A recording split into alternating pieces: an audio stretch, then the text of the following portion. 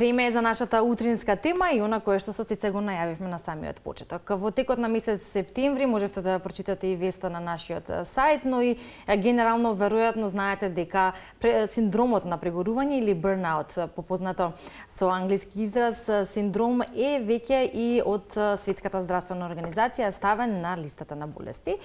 Тоа е доволно алармантно и доволно дава знак дека навистина доколку забележиме некои од симптомите на овој синдром треба да се запрашаме што е она што го правиме, а во што претеруваме, кога е вистинско време да се релаксираме и да престанеме со тоа и како всушност да го пременираме со оглед на тоа што има последици по нашето физичко и емоционално здравје, а и особено за оние кои што се поамбициозни, имаат професионални кариери во кои што сакаат да успеат, може да доживеат и крах на тоа поле, особено кога се соочуваат со тој burnout синдром.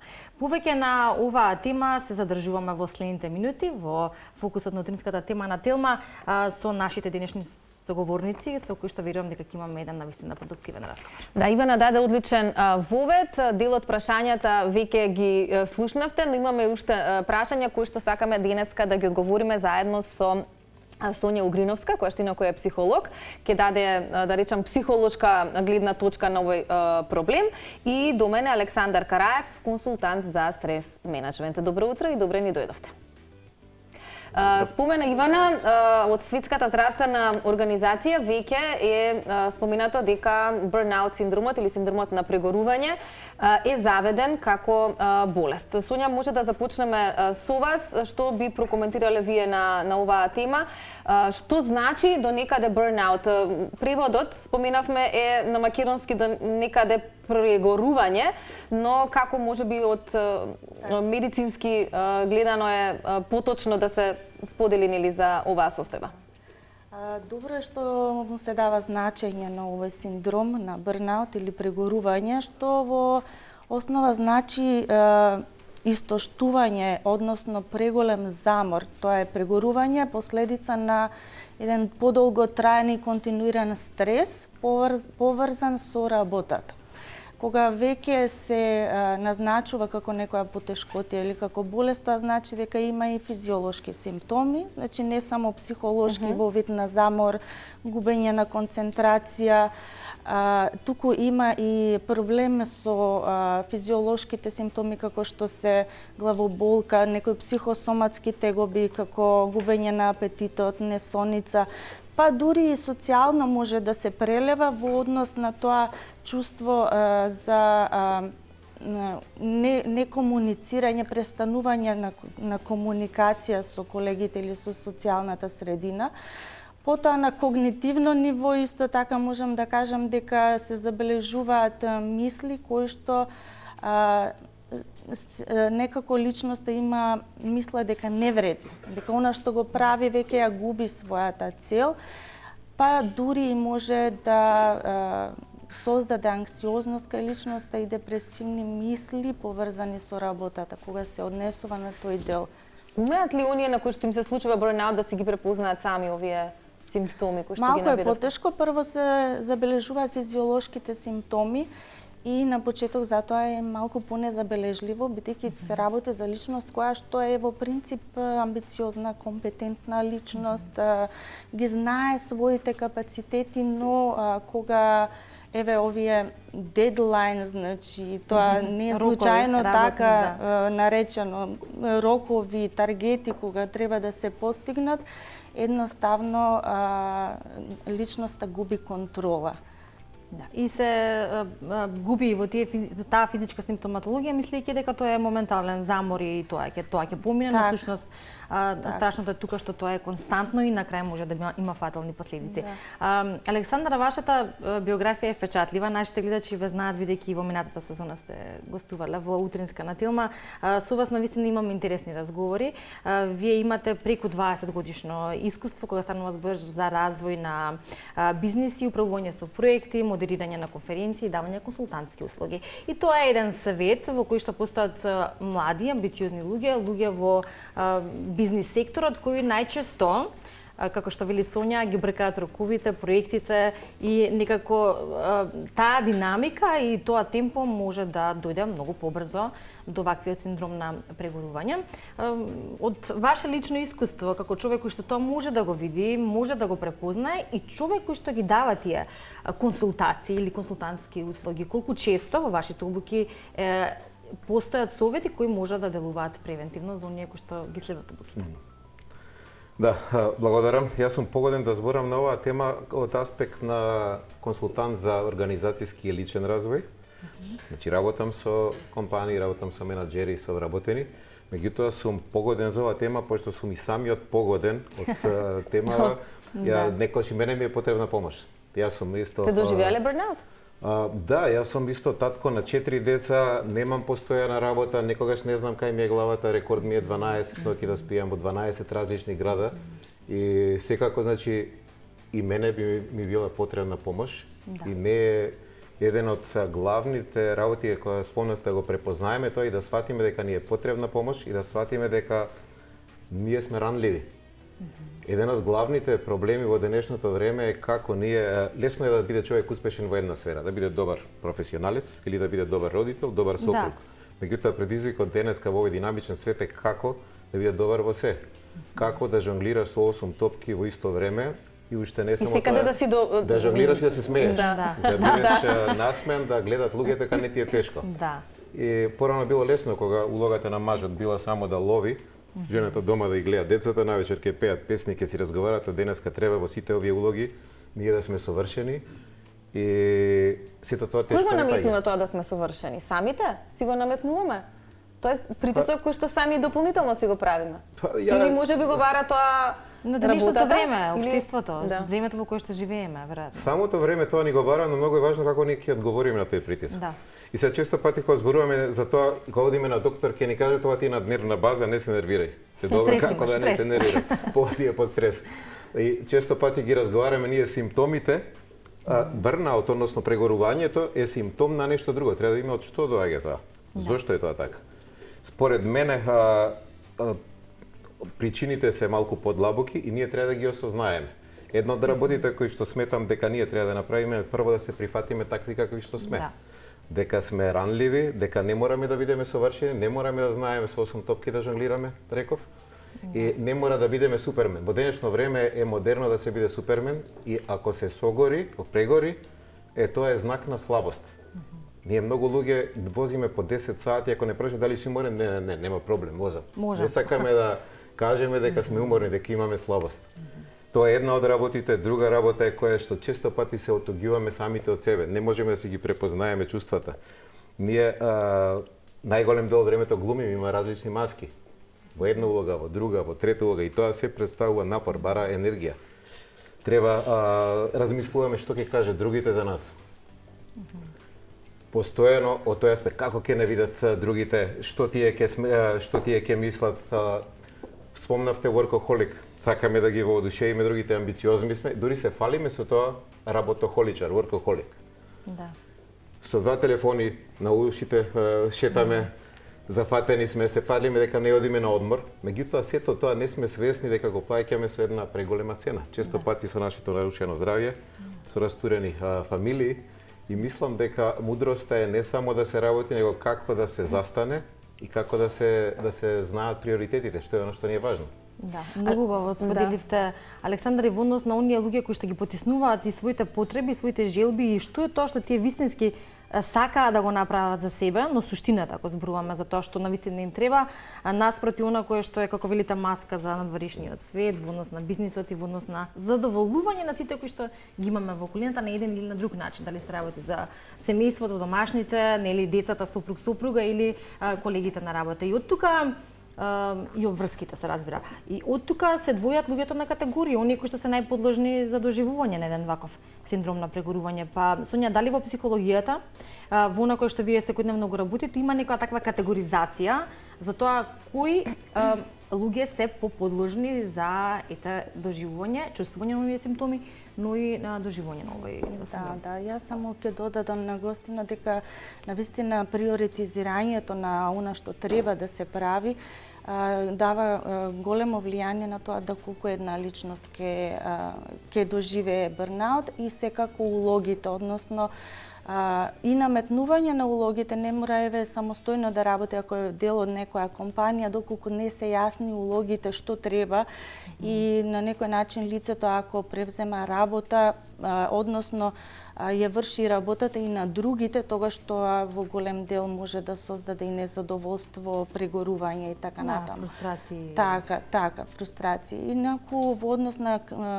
кои професии се поподложни, според некои надворешни истражувања, тоа се здравствените работници, социјалните работници, адвокатите, например. Јас тука би додала и врвни музичари, врвни уметници кои што влегуваат во многу брзо темпо за да одговорат на своите ангажмани, така што секој оној кој што има некоја мотивација да постигне над своите очекувања може да биде жртва на бернаут.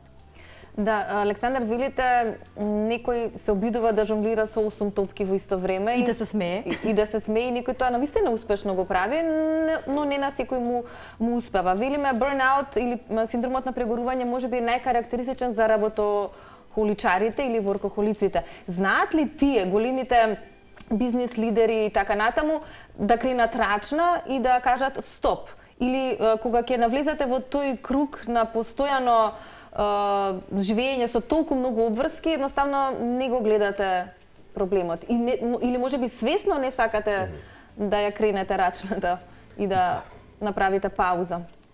Да, некогаш не го гледаме тоа, некогаш сме премногу амбициозни, не сакаме да го видиме. Ја би додал на сите овие симптоми што ги спомна гостинката, уште еден симптом кој што човек лесно може да го препозна односно во околината него. Човек заборава да се смее. Веќе заборава да се смее. Јас мислам грото од македонците заборавија да се смеат од икс други причини, не само од ова. Да, тоа е само една од причините. Меѓутоа, ако човек престане да се смее, престане да ужива во малите нешта, некогаш е време да крене рачна, ние како што викаме. За мене исто така една од причините за ова согорување е што ние премногу сакаме да бидеме фини со сите. Сакаме да удоволиме на сите и често пати се забораваме себе. Забораваме да се удоволиме на себе. Доктор Габор Мате, многу познат доктор во последно време кој се занимава со травми, вика ако ние не знаеме да кажеме не, нашето тело ќе каже не. Кога најмалку се надеваме. И денеска е значи докажано дека голем дел од болестите не се од генетски предиспозиции само, туку од окружувањето и како ние се однесуваме. Значи, штетно е да се биде премногу фин. Тоа не значи, ја не заговарам човек да ги занемарува потребите на другите. Секако, ние треба да се грижиме за сите околу нас, меѓутоа, без при тоа да се заборавиме себе си. Да вложуваме, значи, во она што нас не опушта, да знаеме што ни е важно. Вчера, значи имам многу работа, деновиве, вчера доаѓа ќерка ми од школа, вика ајде играме одбојка. Во 12:30. И во 12:30 консултантот, јас консултант, со бермуди, одиме во паркот, блиску до наша зграда, играме одбојка. И се тоа можеби општествено некој рече во понеделник во 12:30 игра одбојка со детето, меѓутоа кога гледате по големата слика, уште колку пати она ќе дојде затоа што има 12 и нешто години да ме викне мене на одбојка. И затоа треба да знаеме што е она што ни е важно. Тие пола сат ќе ги надоместиме со нешто друго, иначе многу лесно, имав 300 причини да кажам, не можам сега, зафатен сум. Значи свесно да се процени моментот, свесно да се донесе одлука и всушност на некој начин и да се слушаме себе си и собственото тело и организам за она кое што треба да го направиме во вистинскиот момент. Можеби вие бевте соодветен соговорник во нашата вчерашна тема за родителство, тебе како татко, како се снаоѓа со 4 деца, но и во контекст на денешниот момент па тоа можеме да го споменеме како такво. И кога зборуваме за занемарувањето на себе си, на нашите потреби, кога треба да кажеме да, кога треба да кажеме не, веројатно и тука ни треба освестување за да немаме бернаут синдром. Но ако зборуваме за да препознаеме и да спречиме пред подоцна да се соочуваме со тие последици, тогаш што е тоа кое што треба да го направиме, дали треба да побараме помош, дали треба да се консултираме, дали кога ќе забележиме првично некои од овие симптоми веднаш да Дали видиме сами кај сме, може да што помогнеме сме. во Да, првите како моменти? можеме сами да се помогнеме и колку всушност тебе во луѓето со кои што вие, Александар, комуницирате, можете да го препознаете тоа и дали се доволно отворени некои од нив, па и доволно свесни да знаат дека се соочуваат со такво нешто. Интересно е, веројатно има и културолошки тука некои особености. Например, работам со германски фирми, кај нив е многу нормално човек кој што е на позиција, кој што е реализиран човек да каже ја имам бърнаут и ми треба да застанам, дури некогаш значи одати во институција да поминат некој време затоа што сметаат дека се ранливи. Значи свесноста е на многу повисоко ниво. Да, во останатите се земји. прифаќа тоа како нешто што е нормално и дека Да. не е нешто што секогаш му се случува на некој друг. Да. Постојат многу техники како да се справиме со тоа, нели, на краток рок. Физичка активност, повеќе спиење, длабоко дишење, меѓутоа за вистинска промена треба човек многу да работи на себе, треба да смее да работи на својот ментален став, на ментален склоп, значи како да го смени чипот во главата, како да го смени своето однесување, да свати дека прво ако ги задоволуваме ние сите други, докажано е дека, значи има истражување дека на крај 5 до 10 луѓе плачат за нас кога нас ке не нема. 5 до 10 луѓе, освен ако не сме нели Тито, Тоше, Дражен Петровичи, некои познати. И ние целиот свој живот го вложуваме да ги задоволиме сите околу нас и во сите тие улоги се заборани согоруваме, баш делуваме како во шасија, во каросерија на Фичо да стави мотор од Мерцедес и ни доаѓа да пукнеме после тоа. И затоа, значи, потребно е да го смениме целиот став, да се фокусираме на она што е под наша контрола, не она што врз кое што не можеме да влијаеме. Значи, тоа било познато уште пред 2300 години. Стоиците викаат, ние единствено можеме да влијаеме само на она што е во нашите глави. Епиктет дури има кажано, вика, дури ние и на нашите тела не влијаеме. Колку и да се трудиме да живееме здраво, искрена, секогаш може да ни се случи нешто. И кога тоа човек ќе го свати, не оди на улица со една листа од 300 обврски на што треба да влијае и да се нервира, туку само врз една работа. Како јас ќе реагирам на сето тоа што ми се случува? Дали поважен ми е профитот, дали ми е поважен затоа што секојаш кој кажеме да можам назад да се вратам сега, веќе е касно. И да цело време да имаме големата слика. Може би поедовната точка на целиот овој синдром е стресот кој што го доживуваме сите, и поголеми или односно и повозрасни и помлади. Ајде, може ли да позборуваме малку за адолесцентите во денешно време? Дали и на нив може да им се случи бърнаут? Во смисла тие можеби немаат толку многу работни ангажмани нели како да одат на работа, но одат во училиште и имаат стрес од тој аспект, после училиштето имаат други активности, понекој пат деновите им се и тоа како исполнети нели со најразлични активности. Сведоци сме били изминатиот период нели на многу булинг ситуации, на многу за жал дури самоубиства кај младината. Сега зборуваме нели за Македонија. Така што има ли кај нив потенцијал кај младите, кај адолесцентите за Знаат да бидат компетитивни тие и сакаат да се надпреваруваат едни со други, но и гледаат што се има на социјалните мрежи, па како да се достигне тоа, па се има ли опасност кај таа генерација? Ајде, може Сонја, па Александр.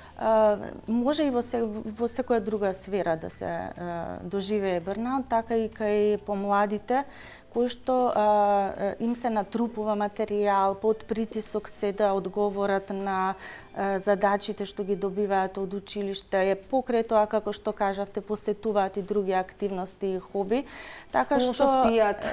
И кај нив може многу да се забележи во психосоматски кога одеднаш им се губи имунитетот, значи проблеми со дигестивниот систем, проблеми со спиење, проблеми со апетитот, односно намалување на апетитот, многу е значено и тука родителите особено треба да внимаваат и да ги препознаат овие знаци, бидејќи доколку се јави и тага и на некој начин негативно расположение кога се разговара со нив во врска со училишните обврски, тоа е знак дека тука треба малку да се забави, да се поразговара, па дури и тимски да се поразговара со наставниците за тоа како да се олабават некои обврски, како да им се зададат повеќе слободни активности, а родителите како со нив да балансираат и да поминуваат време кое што барем слободното време ќе биде време за релаксација. Некогаш знаат и родителите да прават притисок, не дека се виновни, но по редот на работите за да ги постигнат учениците нивните обврски, можеби и родителот треба да се запраша кога е време да престанам со настојување се да се заврши на време, едноставно да поразговарам за емоционалната состојба на моето дете. Да. Александар, вие што би прокоментирале? Какви се вашите деца? Веројатно имате некој на таа возраст? 24, 18, 14, 12. Сте ги поминали сите. Значи тука. Притисокот врз децата е огромен. Значи прво имаат притисок да бидат добри во училиште, да бидат добри на англиски, на германски, да ги живеат нашите неизживеани животи, па да бидат тенисери, затоа што ние не сме можеле да бидеме тенисери, па да пеат во исто време. Сите тие работи и не само тоа. Порано се споредувавме само со најблиските, со комшиите, со роднините. Сега се споредуваме со сите. Значи они одма гледат на Инстаграм, на Фејсбук, дали некој бил во Дубај, дали бил ваму или таму. И имаш чувство дека сите живеат убаво, само ти некако не си вреден, не си доволно убав, не си доволно успешен, не си доволно добар, затоа што сите околу тебе се успешни. Сите се добри, нема денеска ранлив, сите се супермени. И тоа е огромен притисок кој што децата го чувствуваат и се и тоа како стресни. И наша задача е ние некако прво да олабавиме со нашите амбиции, да не им ги пренесуваме, а второ и да сваќаме дека не е најважно да се биде успешен во сите полиња. Мислам дека ние сме во една фаза каде што се трудиме да бидеме совршени. Тоа е во старт. Така ги советувате ви вашите деца? Да, значи дај се од себе. И но не е страшно ако не се... Меѓутоа, воопшто нема, ние мораме да се прифатиме такви како што сме, да си простиме самите ако дека не сме доволно добри во некоја област. И тоа е сосема во ред, дека не сме совршени, да. Така е. Се приближуваме на крајот на разговорот, иако навистина е интересен и верувам ќе се согласат со тоа и гледачите, а време немаме, како и да имаме можност, се разбира, и за следни разговори. Уште нешто сакам да додадам, Александар, вие имате книга Две свеќи, на која што книга го ставате фокусот на благодарноста. Кога ќе го земеме предвид ова кое што го кажавте, за кое што верувам сите знаеме, но упорно продолжуваме во тоа наше секојдневие и во тој магичен круг на работни уврски, во тој бубањ кој ќе влеземе со работа и некако тоа го знаеме, ама добро. На крајот на краиштата, ако немаме здравје, немаме ништо или што ќе не е се тоа што го правиме кога немаме здравјето, а здравјето не е на удар кога станува збор за тоа. Во превенцијата кога зборувавме и зашто го поврзувам ова со вашата книга. Превенцијата веројатно следи во тие методи, техники, ништо што можеме да си го правиме за да некако направиме некој баланс. Благодарноста е една од нив, препоставувам. Ако се будиме со благодарност, ако не ја забораваме благодарноста како таква, за тоа кое што го имаме, го правиме во животот и за тоа што сме такви какви што сме, а сме здрави и живи, така. Па мислам дека можеме конечната порака вака да ја формулираме. Да, фала што ја спомнавте, книгата моја, сметам дека да, ја не верувам во техники и во успеси на кратки стази, верувам во многу работа, вложување на себе. Но ако морам да кажам нешто едно нешто што ни помага, и така и во книгата поднаслов најкраткиот пат до среќата е да се има благодарен став. Значи само тоа ако се го успееме да го смениме, ако почнеме да ги гледаме работите не од тоа што ни недостасува, него тоа што имаме, ако почнеме да цениме, ни се менува нашиот став кон светот. Кога ќе ни се смени нашиот став кон светот, сваќаме дека многу работи кои што мислиме дека се важни, не се толку важни. Дека светот многу работи потекнуваат од нашето его. Мислиме дека нашата фирма ќе застане, без нас ништо нема се постигне, меѓутоа се ќе продолжи понатака и без нас. Мораме да не се сваќаме толку сериозно. И има еден совет на комичарот Рики Џервејс, мене многу ми свига, вика што се кираме, онака сите ќе умреме за кратко време, така да не треба човек толку да се кира, дали 20, 30, 40, 50 години ќе нема овде. И многу малку да лабавиме, малку да се опуштиме и едноставно да цениме тоа што имаме. Да, и дали денеска, ако, не дај Боже, нели, ако ми е денеска последен ден, дали би се грижала за тоа кое што во моментов се грижам и тука ќе видиме што е всушност суштината и зашто вреди да се. Ама кога би можеле сите така да размислуваме? Медицинските сестри кои што работат со оние пациенти кои што се веќе при крајот на својот живот и кога разговараат со нив, значи викаат никој не сака кога го враќа филмот назад, никој не мисли, што не поминав повеќе време во канцеларија. Да се вратам назад, сега да бидам таму. Сите сакаат, значи, да се вратам назад би сменил нешто друго. Да. Сето тоа зависи од нас, не зависи од некој друг. Лесно е ние да најдеме, тешко е, да, динамично е, времето, дрвињата се вакви, не е лесно, можеме 300 изговори да најдеме, но на крајот ја верувам дека ние сме производ на нашите одлуки. Така, и бидејќи секогаш бараме потврда, бараме оние кои што се со доза скептицизам кон ова потврда во медицината, во науката, еве и во психологијата. Психологијата што вели за моќта на благодарност? Сето она што го спомена гостинот е навистина значајно и точно. Убаво е човек да биде благодарен, тоа му создава чувство на мир. И кога имаш мир, имаш повеќе енергија, не ја трошиш непотребно енергијата, можеш да размислиш што е следно. Јас би кажала дека можеби секој човек е некогаш амбициозен, некогаш сака во нешто да вложува, но тоа да не биде предолго трајно и пренапорно и да веќе да ја изгуби смислата, затоа што животот ни нуди многу други благодети, значи со тек на време ние мораме да се запрашаме што друго можам да направам, во која сфера можам да сега да се исполнам, значи еден баланс кој што е потребен во различни сфери од животот за кои што вреди да се испробаат, доживеат и да се биде благодарен во повеќе области. Сметам дека постигнавме целта, барем во кратки цртици се денеска да го пренесеме оно кое што ни беше поентата, нели? Јас се надам дека и гледачите ќе се замислат за момент. Тоа е целта, што прават во овој момент и докаде се нели во животот и дека не треба да се доведеме до овој момент на прегорување. Александар и Сонја, ви благодариме многу за искрениот и убав разговор. И за времето се разбира и покрасителни обврски кои што ги имате и двајцата во своите полиња и успех многу. Фала и Благодарам. Се гледаме и во некоја друга прилика.